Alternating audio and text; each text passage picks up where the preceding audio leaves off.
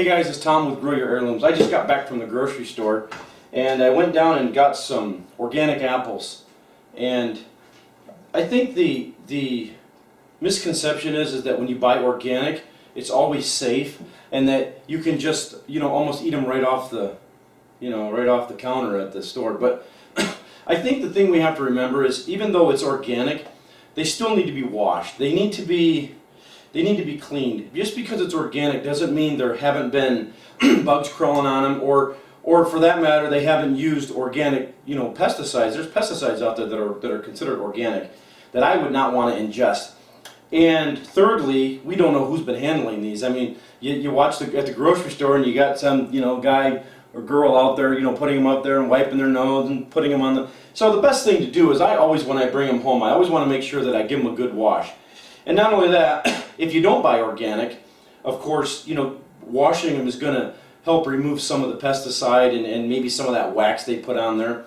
So anyways, what I do is I make my own vegetable and fruit wash.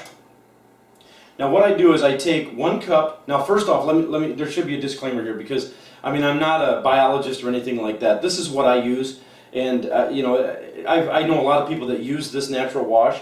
So I suppose that you use it with a grain of salt, I guess, because it works for me, and I've never had any problems that I know of. So basically, I believe that it removes most of the bacteria and whatnot that could be on here. And so I'm not saying 100% that it does, but it's always worked for me, and I know literally dozens of people that use this same solution. So anyways, what I do is I take a cup of water. For every cup of water, I put in 2 tablespoons of distilled white vinegar and 1 tablespoon of lemon juice. Now I know a lot of people that don't use the lemon juice, and I'm really not too sure why people do use lemon juice. I do it, and I think years ago when I looked it up, there was a logical reason for it, but there are a lot of people that tell me don't even use lemon juice. The vinegar is what kills the bacteria and kills the germs. So use that. So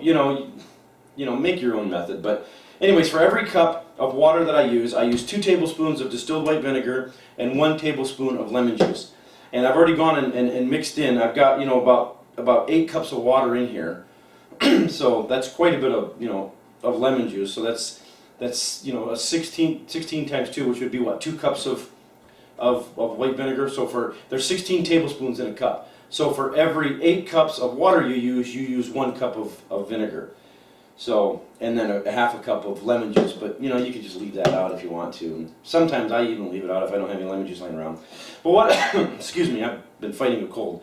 So what I do is I fill this up about halfway, and then I just dump my fruit or vegetables in, and then I leave them in here for about a minute, 1 to 2 minutes, and I just kind of move them around, and then as they come out I just kind of give them a little look over, make sure there's no dirt or anything on them, and then I put them in this strainer thing here that I have, and then I put them in here, let them strain a little bit, and then once I've done this, once I've filled this up, I go ahead and throw more in, and I pretty much, all the stuff that I bring back from the grocery store, I use this 1 pot, so I'm basically only using 1 or 2 cups of vinegar.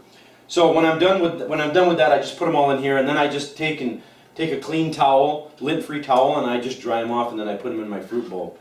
So that's how I do it, and you can look it up on the internet and see all the different solutions that there are. But this is my method of doing it, and I've been doing it for years, and I like it. I think it works well for me, and I don't get any vinegar taste. I don't get any lemon juice taste.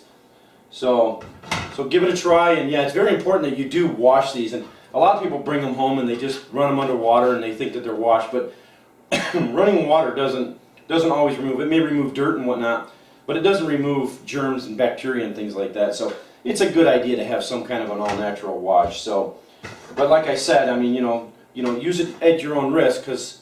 It's very important that you do get these washed. So, all right, well, there you go. Thanks a lot for watching, and we'll catch y'all later. Be sure to stop over to growyourheirlooms.com where we have podcasts, gardening Q&A, tips on year-round gardening, survival gardening, and current projects that are going on.